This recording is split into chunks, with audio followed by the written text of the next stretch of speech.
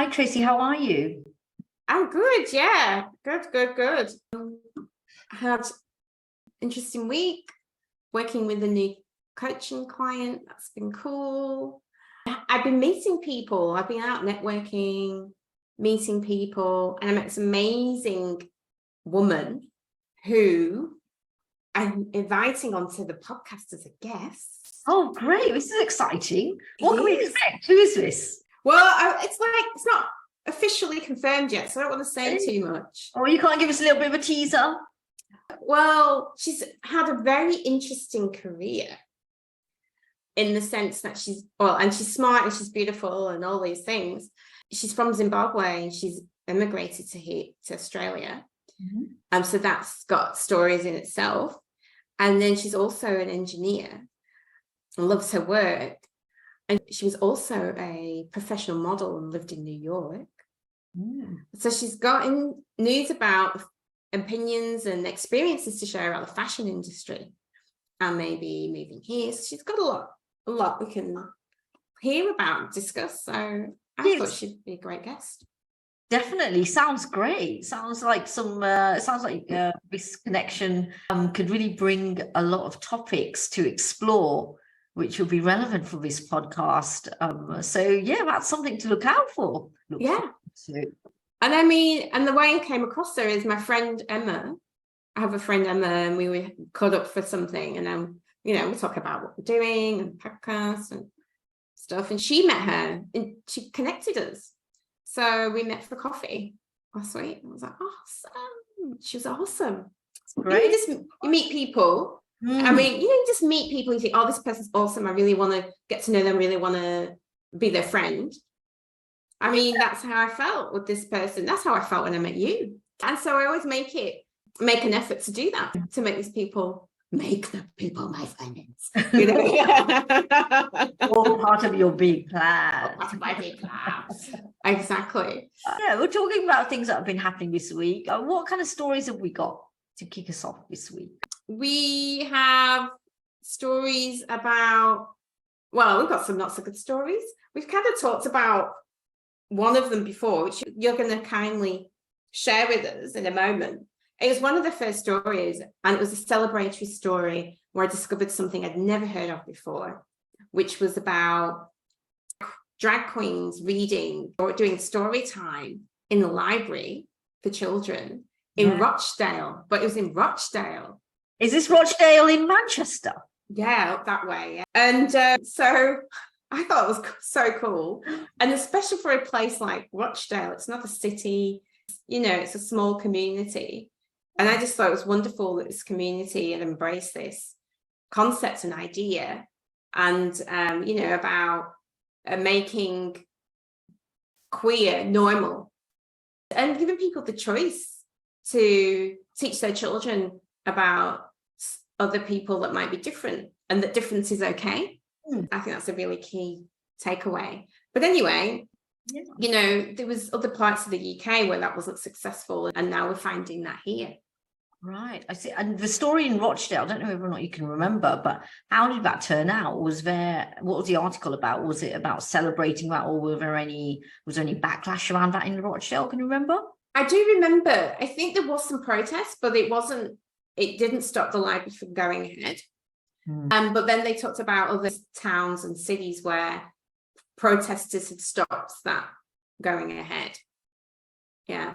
So it was a mix, but this was actually, a positive outcome at that time. Yeah.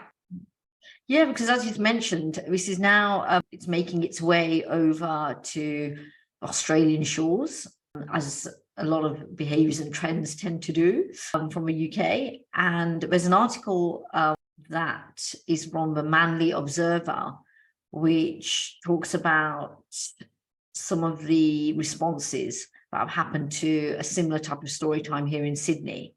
And I know that there's been some other riots that have taken place at libraries in Melbourne, and I think also Perth, where there's been a drag queen who's been booked for a story time, and parents or members of the community have expressed outrage and rioted, and it's made its way over to Manly. So this article is from a Manly Observer.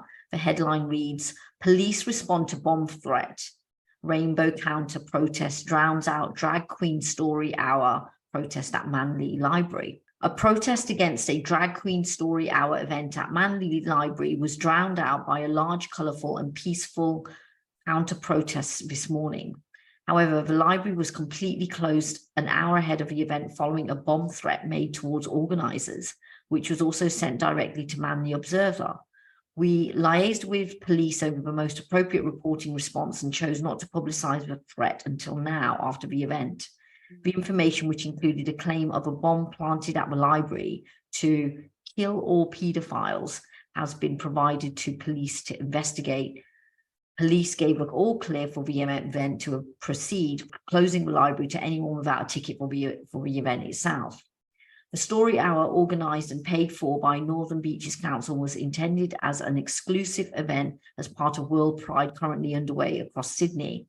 It is an event to show support for the LGBTQIA+ community.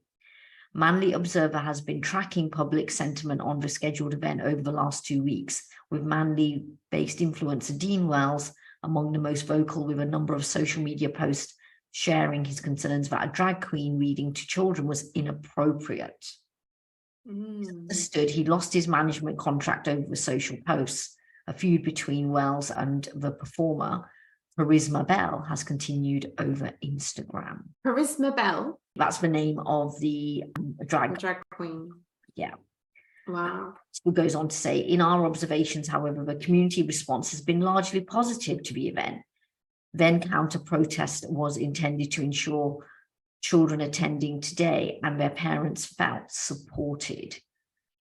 So there was some protesters which were met by counter-protesters in the event. But it's very interesting to see how this similar occurrence or protest occurred obviously in the UK, and then a few weeks ago in Melbourne, and now it's made its way to Manly. So what do you think, Tracy, is going on here? I don't know, because I was like, well, what are the reasons? And if you're saying Nicole there's a bomb threat, that's pretty serious. And, you know, as well around, do people really believe that drag queens are pedophiles? We're making this association. The words that are coming up with the protesters are labels like pedophiles. There's also a lot of backlash against homosexuality in general with protesters. And that's what is, I think that's what's driving this. That's what seems to be driving this. Who can say? I know. I just think it's insane. There's like, firstly, where does the idea come from? There's never been any that I'm aware of. I think I'm just trying to, honestly, I'm just thinking out where could this idea possibly come from? And the only thing that comes to mind is with stories about actual pedophiles in the clergy, for example. Okay. I don't know why, but that's what pops up in my head, because, you know, there's been pedophiles that have become clergy and abused their power and abused children. I don't know. I'm just like, that's not even related. I don't know how. I just don't know. I'm trying to make sense of the beliefs that equals that. I mean, on a general level, you know, maybe it comes down to fear. You know, whenever society or a community sees something different or very unexpected or not in relation to their usual norms, which is completely outside their norms, and sometimes people can't make sense of things, it brings about feelings of fear, and then that can be the underlying driver of aggression. And so not knowing what this story time, what the drag queen story time is all about, maybe that's what it is. And then knowing that there's exposure to children and not knowing what the children are being exposed to, rather than ask questions, rather than read and find out more, or talk to people and find out more, rather than doing that first off, and rather than falling into fear, maybe that's what's going on here. Maybe. I mean, somebody knows, but obviously no idea. I just can't understand the beliefs that drive the fear, because there's a belief behind driving the fear. And even if it's not normal for them, but it's not like a drag queen's a new concept. It's been around for a long time, and it's a societal thing. You know, people go and see drag acts. You've got drag bingo. Yeah, I was just about to say, like, I know that there's a lot of comedy stores, comedy locations out there, comedy nights out there where there are drag acts, drag queens. And I can't remember hearing any instances of riots outside these stores. Or protests. So it's obviously got to link into the children. Yeah. So it's like, well, what is it? Do they really believe that they're going to it's harmful to children? I just think I don't understand that, but I obviously I can't perceive that they obviously must believe it to protest. But also though, as well, which annoys me, is just don't take your children if that's what you believe. There's other people that believe differently, and they have a choice. I mean, you're taking that choice away. And I think, I don't think you have a right to do that. If you don't believe, if you have your own beliefs, fine, but I don't think you have a right to take that choice away from other people. Yeah. And that makes me angry. Yeah, and when you said about the beliefs or the involvement of children, maybe it's around, but maybe the protesters are believing that, this is drag queens are not something that they want to encourage in their children, maybe even transgender. Maybe they're seeing it as transgender, and that's something that they don't want to encourage in their children. Maybe that's what the underlying belief is. But I just want to revert back to an article by the Daily Mail, which reported about this drag queen story in Melbourne. One of the quotes, or one of the library members, Dr. Diamond, who organised the drag event in Melbourne, in the Daily Mail article, he basically says, he quotes as saying, "Our drag storytime event was designed to introduce children to diverse role models and encourage acceptance, love, and respect of our LGBTIQA plus community. It is so disappointing that some people have a long way to go before this is achieved. We understand this was not for everyone and scheduled it outside our regular library program so that parents planning to bring their children were making a deliberate choice to attend." Well, that's the thing. And even if you want to protest, fine, protest, but how scary, I'm going to consider how scary that is for children. And that's probably why it wouldn't go ahead, because it could be quite scary. Angry people shouting outside as you walk into the library. You're probably a place of fun and escape, and the child probably goes to the library all the time. I imagine it could be quite scary for children to have to experience just that. I think that's way more damaging than having a story read by somebody dressed up in colourful clothes with long eyelashes and wearing glitter. Seriously.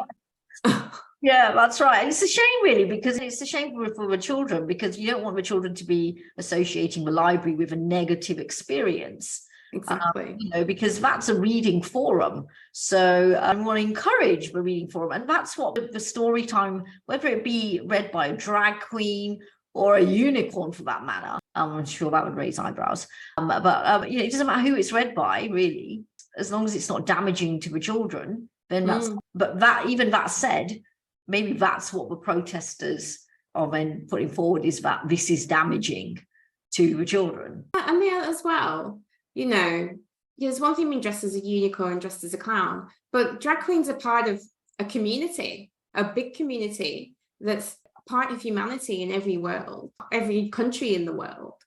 And it's not illegal. There's no evidence to suggest it's harming anyone other than those themselves that are persecuted for living in this way. Then I don't understand how you can form those beliefs so strongly to prevent other people interacting with the LGBTQI community. I just think I think you've got something else going on with you, to be honest. This is kind of like another way of seeing, this happened, or maybe, and sometimes it still is happening, in terms of the inclusion of different colours. Years ago, when there were riots, when there was a mixing of Black community with white community, so this is almost like it's a replay of that happening again, but it's targeted at the LGBTQI+ community. It's very sad. It's very sad. And I don't know if Australia is specifically behind, or because I'm sure they do this in America as well, in places. And I'm sure there's protests sometimes, but it seems to be, maybe it's just too new an idea on Australian shores. I don't know. But well, I know that if it was a clown, that would be scary. yeah, for some kids that would be really scary, actually. Yeah. Some people are really scared of clowns, right? That's it, yeah. And actually, that don't mean to be funny, but I can imagine for some children, a drag queen could potentially look like a clown. I know it sounds terrible, it comes out of my mouth, but I mean, you know, the makeup, the hair, that could be scary. Yes, that's right. Well, yeah. Although I mean, you'd know straight away because I mean, I found most drag queens to be looking absolutely fabulous. Yeah, exactly. A child, yeah, maybe there may be some confusion caused, but that's the whole premise of having drag queen story time, is to introduce children at a very young age that it's okay, it's normalizing. It is normalizing. And do you know what else it made me think of, and this was in the other story about the Rochdale one, is in the UK we have pantomime, and in pantomime traditionally the female leading characters are basically drag queens. It's a dame. The dame, the men dressed as women with the hair and the lipstick and the makeup, and there's acting out a story, and it's all for children. Pantomimes are for children. So I don't think they have them in Australia, pantomimes. I don't think they do. No. I think the earliest thing that they had around, I suppose, drag was probably Dame Edna Everage, and hence Dame. Dame Edna. Yeah. So Dame Edna's telling your kids stories. Is our problem?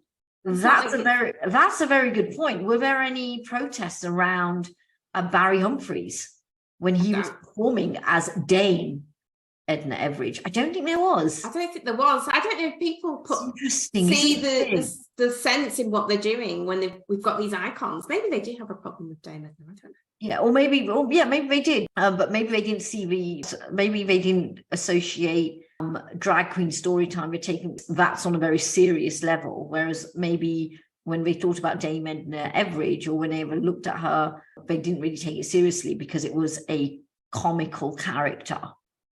Whatever. It's the same thing. The pantomime thing's the same thing to me. You've got men dressed as women, makeup, hair, exaggerating, telling the story, acting the story out with kids, and we had that we all grew up with that, so that's normal, or not unusual at least. And again, I'm going to put a cat amongst the pigeons here. That can be seen as coming from a comical side. We're laughing at it, we're coming together, we know we're going to be, it's a show, it's theatre. Whereas drag queen story time may be seen as, well, this is a story being told by a drag queen where this is their way of life. And so that's the difference that protesters are taking. Maybe. But for the child, it's a fun, energetic, animated person telling a story. And I think that's very exciting. Yeah. I'd be very excited as a child. But anyway. Yeah, I would have loved that, actually. If I can think back to when I was a child, if I would have went to story time and it would have been told by a drag queen, yeah, I think I would have been quite mesmerized. I think so. I would have been staring at everything. It would have been cool. Because there would have been so much color and so much life. Not to say that my nursery school teachers or primary school teachers weren't entertaining, because they very much were. But having a drag queen tell a story, that would have been fantastic. And I really, because of the time, looking at the time, I really wanted to squeeze this one in quickly, because we just had Eurovision. I miss it every year. I don't follow. I was like, I miss it every year. And I really like this story because it describes Eurovision as having become the gay World Cup. And I thought that was such a cool description of the Eurovision. And it's saying why LGBTQ plus audiences love Eurovision. And so, Eurovision's not even Euro anymore, because you've got so many countries that aren't actually part of Europe. Well, it's just Australia, isn't it? I just thought there was the only country that isn't part of Europe now is Australia. Although, but you've got like Ukraine wasn't part of Europe. You've Yeah, got that's it. Israeli, you've got those countries. So there's Yeah. more than Well, it's Australia. also the Middle East, isn't it? Yeah, they have Middle East. Yeah. So it's saying, the LGBTQ plus community are huge followers because there's more and more contemporary LGBTQ plus representation and visibility in the performances. And I thought, actually, that's true. That's kind of grown as it's almost become like the tradition. You'd kind of be surprised if you didn't see any representation in any of the acts. That's right. And it's encouraged that, I think the more obscure and creative the act, the higher the vote's going to be. So it's literally like, really putting it out there. So and I can understand why it's been called the football, the equivalent as a football World Cup. Yeah. And it says it actually says the Gay World Cup and the Gay Olympics or Gay Christmas. Rolled into one, right? Rolled into one. No, that's great. Yeah. And I think it was who won this year? Was it Sweden? I think it's Sweden that won this year. I didn't say I missed it, but there was a fan called Lewis Thought who described how Eurovision helped him come to terms with his sexuality. Eurovision is so popular. Why is it so popular among the LGBTQ plus communities? So many relate it, it's camp in nature, it reliance on excess. It describes it as a effeminacy of gay men. It's a sensibility that represents a love of the unnatural or artifice and exaggeration. And that's what I love about it because, if everything was the same, life can be like this, can't it? That's right. It can be like this and it can be just the same. I mean, if we were the same, oh my God, I think I'd have to leave the world early because of boredom. So to have these extravagances and exaggeration, just, adds a bit of vibrancy to life. Adds a bit of colour to life. But looking back or thinking back, your earliest memories, Tracy, can you remember Eurovision being quite camp? No, well, it didn't used to be. That's what I was thinking, because one of my earliest memories of Eurovision was when Bucks Fizz were 4 performers and they had the 2 girls, and they had rip the skirt off. Yeah, included ripping of the skirts. That was, I think, back in the 1980s. And that was one of the earliest memories of Eurovision. And I think I also remember it was actually hosted by Terry Wogan. Oh my goodness, yes. And Terry Wogan, I actually met Terry Wogan, another claim to fame there. And he was one of the nicest people ever. But I don't remember Eurovision being so camp in the Terry Wogan days. It wasn't. And that. Yeah, and now it's hosted by Graham Norton. And I can't remember, when did it, I suppose, evolve? I don't know. Being the Gay World Cup. I don't know. I remember I don't know if they were trans or if they were considered a drag queen, because I was too young to understand and I still can't think. But there was one that won with the beard, the woman with the beard.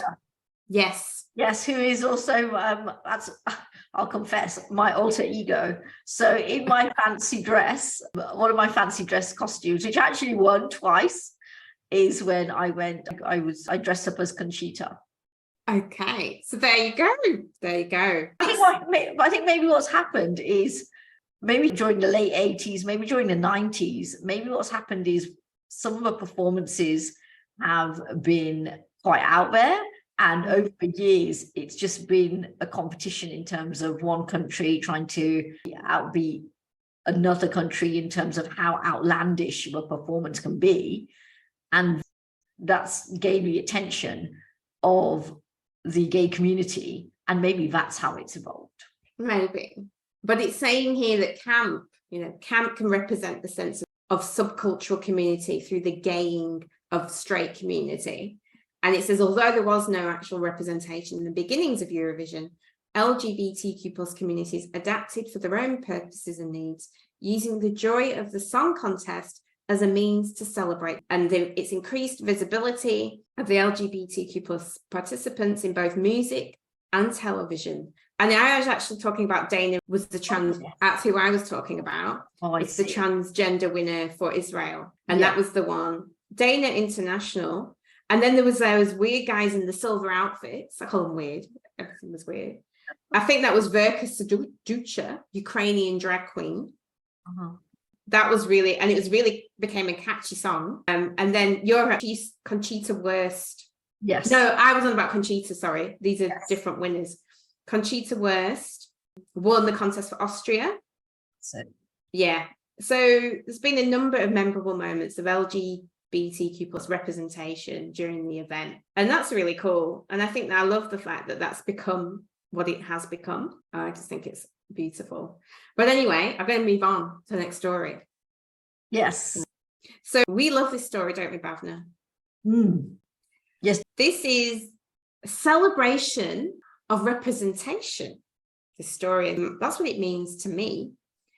And it's a story from, I don't know what you call it, The Hill. The Hill is the news source. It's American. And the story says Mattel released first ever Barbie with Down syndrome. So Mattel is the toy company that makes Barbie dolls. That's right. Yeah. And the new doll is part of a diverse new collection released by the nearly 80-year-old toy maker. I was like, wow. And there's an amazing photograph, and it shows all these Barbies in amazing outfits. And you have like Black Barbie, you have Indian Barbie, you have Asian, but I mean, I'm guessing because they're just different. There's like 50 shades of brown here. I couldn't tell you which ethnicities they were. And so they should be, yes. Yeah. Yes. And so they should be. So it's launched its first ever Barbie doll with Down syndrome. And this is in April. To allow even more children to see themselves in the iconic toy. The doll with Down syndrome is part of a new but more diverse 2023 Barbie Fashionistas line. Down syndrome is a genetic disorder, we know that. It causes a person to be born with an extra pair of the 21st chromosomes. And then the common physical features of the condition include a flattened face, almond-shaped eyes, the slant upwards, a shortened neck, and tiny white spots on the iris. 6,000 babies a year born in the US have Down syndrome. Barbie worked with the National Down Syndrome Society to design a doll accurately representing a person with Down syndrome. The new doll has a face and body shape created to be more illustrative of a woman with Down syndrome and features almond-shaped eyes, the slant slightly upwards, a shorter frame, and a longer torso. The doll also includes a common but more unknown characteristic of Down syndrome, a single line down the palm of the hands. As the most diverse doll line on the market, Barbie plays an important role in the child's early experiences, and we are dedicated to doing our part to encounter social stigma through play. Love that. That was from Lisa McKnight, Executive Vice President and Global Head of Barbie and Dolls. Our goal is to enable all children to see themselves in Barbie, whilst also encouraging children to play with dolls who do not look like themselves. Beautiful. It's a huge step forward for inclusion and a moment that we are celebrating. Absolutely. The new doll includes a number of fashion accessories that honor those with Down syndrome. Okay, do I mention what the accessories are? The doll dons a puff sleeve dress decorated with blue and yellow butterfly pattern, symbols and colours linked to Down syndrome awareness, and wears a pink pendant necklace with 3 arrows representing the 3 copies of the 21st chromosome. Oh. Yeah, that's interesting, isn't it? The doll with Down syndrome also wears pink sneakers, ankle foot orthotics, since some children with the condition use orthotics to support their feet and ankles. Wow, they've really thought about this, haven't they? Which is they have. And this is the end. It says other dolls in the 2023 Fashionistas lineup feature a variety of body types, a doll wearing braces, and a Ken doll with a prosthetic leg. Wow, that's great. Yeah, this is Mattel's really kind of honed in, and they're moving with the times, aren't they? Absolutely. So that's what makes a brand last forever. Change and evolving. And I remember I always wanted a Barbie doll. I had one. Did you have one? I didn't have any dolls, no, but I do have a Barbie doll, but I got it in my 20s. I'm going to say you still have it. It's actually an Indian Barbie. Oh, yes. So, and it's wearing a red sari. And I actually picked it up, not in England, but I picked it up in India. Oh, right. Okay. And I actually picked it up and I bought it in my 20s because I never had dolls when I was growing up. And so when I was in my 20s, so it's still in its box. And still in its box. And I bought it, obviously not for play reasons, but I bought it for more nostalgia reasons. And also I bought it because when I was growing up in the 70s and very early 80s, there wasn't any, Mattel didn't make any dolls which were wearing saris. Maybe if I would have flown to New Delhi or Bombay in the late 70s, maybe there might have been one, but I doubt it. Back in the day, it was your bog standard Barbie, blonde hair, blue eyes. Yeah, skinny little Barbie, yeah, at all. Well, I had the traditional Barbie. I would have loved to have seen, do you know what I would love to have seen if I think about it? I would have loved to have seen, Black Barbie, biracial Barbie. I would love to have seen different Barbies, and I would love to have seen different kids playing with Barbies, all different types of Barbies, because not just the traditional blonde hair, blue-eyed one. Yeah, I think about 16, maybe 15 or 18 years ago, when companies started producing or really started putting out dolls, which were which had different skin tones. That's where I started seeing it out in society, out in, I know back in London, there was a lot of that. I know that. I remember I was shopping for my niece one Christmas time, and I struggled to find a doll set which reflected her color. So my niece is mixed race. And so I wanted to get her a toy doll selection for a toy house, which reflected her color, her skin tone. But I couldn't find that. And I remember I looked for a good 2-3 weeks before Christmas, and I finally found one online. And I didn't think at the time, why is it so tricky to find this? Nowadays, I could probably walk into a store, and like you say, there's a number of different shades of brown on the shelf. But even 15 years ago, for me, well, actually, I don't think that's necessarily the case, because I often go shopping for toys in the last few years because I've got so many friends with kids. And every Christmas, I'll look for presents.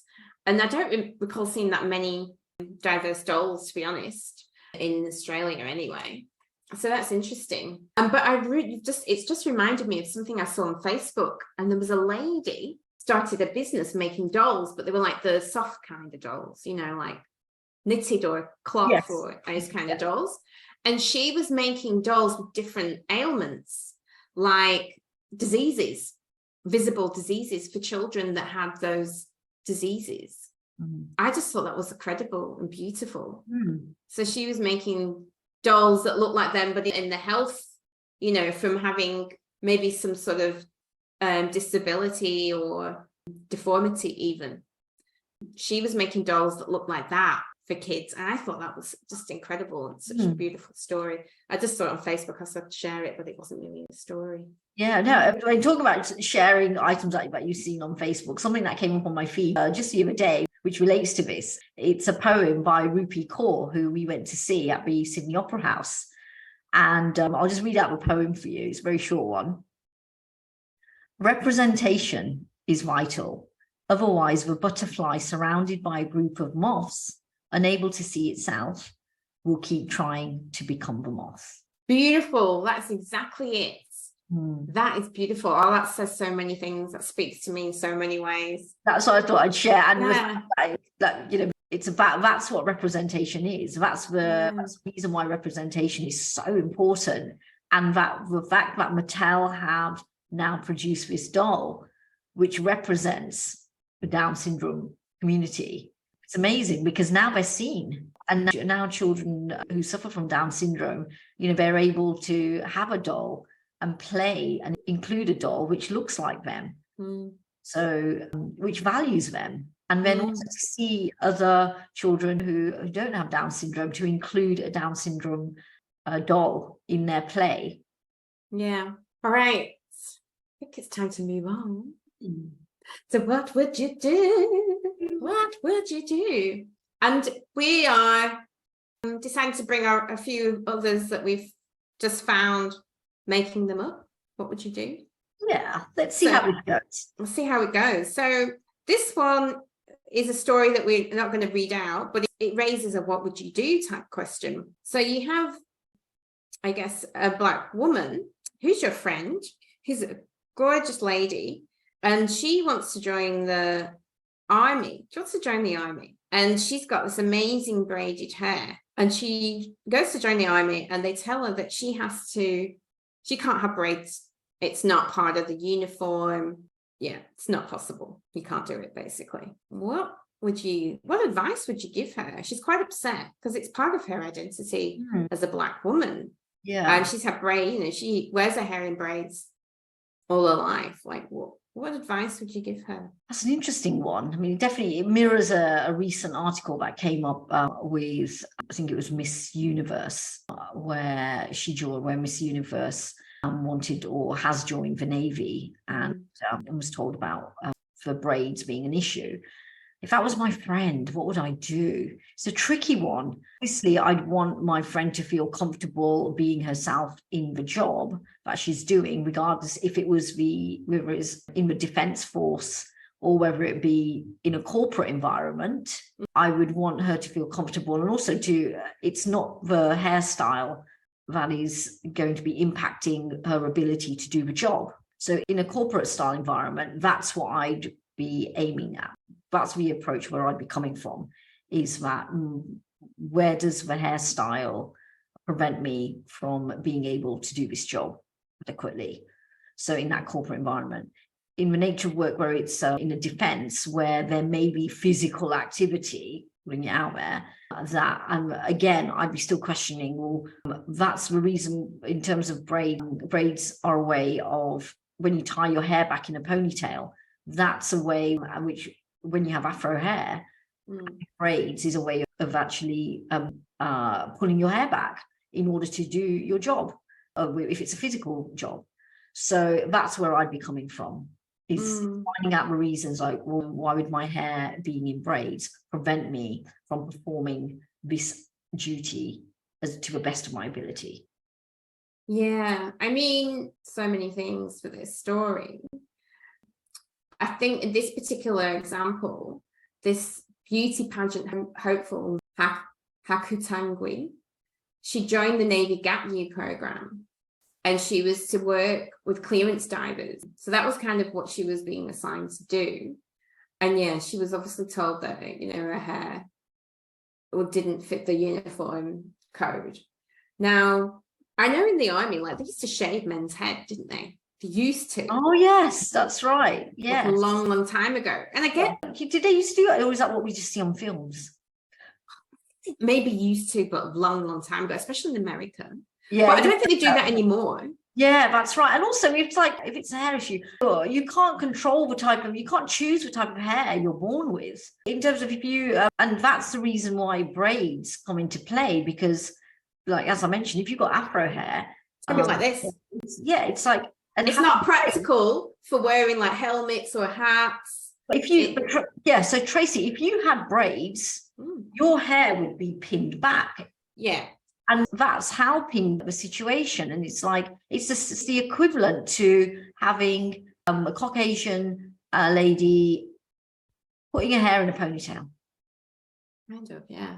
I mean, if I had to braid my hair, that would be much more conducive to wearing headwear and to diving, for example. For sure, it would be far more practical. And what would be your alternative option to that? I would clip it all. I've done it before. But to be honest, though, when it's wet, it goes, Exactly. So you'd be saying there's a limited option of what else you could do. Yes. Apart from shave your head. Apart from shave my head, yeah. It's a very limited. And this is a situation that you're in. So, yeah. I don't understand. I get, you've got to also maybe think about, the mentality they want you to have. They don't want you to be thinking about your hair, for example. They want you to be focused on the job. Maybe that's why they shaved men's head. And I'm sure if a man had long hair, that would be against the code as well. Yeah, I think one of the reasons why they used to shave men's or everyone's hair is because they wanted to, as well as that, but also they're really aiming for uniformity. So, you know, maybe having someone with braids in their hair, you know, that basically, you know, makes them more of an individual, and that's going against, you know, the defense force. So, and, you know, what they strive for. But at the end of it, and that's why I'm saying, you know, you can't help what hair you're born with. Well, this is the thing. And I mean, they obviously don't do it anymore because you see women with ponytails or whatever. I mean, I don't see many women with really long hair, but maybe it's always tied in a bun or whatever, or back or whatever. So I just think that now in this day and age, there's no reason why you couldn't have braids, because that's your hair at the end of the day, like you say. Yeah, and it's going back to tying it back in with the Mattel story we were talking about. You know, businesses survive because of change. So the defense force, you know, I don't know about the numbers, the demographic numbers they have, you know, with minority individuals of minority backgrounds signing up. But, you know, that's something that they need, that, you know, it'd be worthwhile looking into. So, but I guess the question is, what would you do if it was you, but if it's your friend and you're giving her advice? I'd say to stick her ground and not to feel penalized by it, but to open up a conversation with the decision makers about why the hair would be impacting her to do the job that she's assigned to do, and also to highlight the fact that it is the hair that she has, that she's born with, and she's already taking actions to tie her hair back, like any other person would be asked to do. Yeah. And to basically open up a conversation about, you know, about that difference, but hoping to minimize it. Yeah. Like, I guess for me, yeah, I'd be the same. I'd be like, were they clear on the reason why that's part of the rules? Like, what is it what's the purpose of that rule? And does that purpose, you know, really hold true in your particular situation? And I'll be asking them that. But you mean, yeah, you're right. It's a conversation, right? You've got to have it. And it actually reminds me of an incident I had at high school with my hair. I got bawled out by a teacher. So my school had a really strict uniform, like it was a Catholic school, really strict uniform rules. Like your skirt had to be so long, couldn't be above your knees. You know, you had to wear you had to wear all these things that was very strict. And you weren't allowed to wear any hair products. And if you're a girl, you know, boys weren't allowed to have gel in their hair. It was very, very strict. Did you have to wear a bonnet? No, I didn't have to wear a bonnet. Okay, I'm having visions of some Trinians. No. And I always wore a hair product because my hair is always got products. And even now, I mean, it's dry looking, but it's always got products, and it has to maintain the moisture of afro hair. And at the time, actually, my hair wasn't natural. It was what I call perm, the perm. Yeah. And it had products in it. And I remember I got like shouted at in front of everyone, I felt humiliated actually. And I'll never forget it. And I remember really being really upset and talking to my mum about it. And she wrote a letter. I don't know if she rang or came in. She didn't come in. She might have rang, but she wrote a letter. And I mean, I continued to wear stuff in my hair. But it's a scenario where because of my hair, I have to maintain it or I could have had braids, but I didn't have braids then. That would have been an alternative. After your mum wrote the letter in or communicated with the head principal, so what was their response? What was the school's response? I didn't get a response. I just didn't get any more requests to do anything different with my hair. Or I don't remember one. I don't remember an apology. I don't remember anything like that. I just remember that I felt very different about this particular teacher after that incident. And at the time, in the moment when it happened, I felt humiliated and angry. Yeah, so you would be, yeah. So you would be. So I think it's really important to consider or to inform yourself about, if you're a teacher, for example, about the different students and their needs, cultural or whatever, and how that aligns with the school rules. It's basically, how do your rules impact your actual students? Do you know what I mean? And it might be for other things. It might be with abilities or disabilities, living with disability or disease or whatever. Yeah, and it is about calling it out and again opening up those conversations. And I'm so glad that your mom wrote that letter. So glad. Yeah. Well, you know, you have to do these things. So yeah, and that just reminded me of that.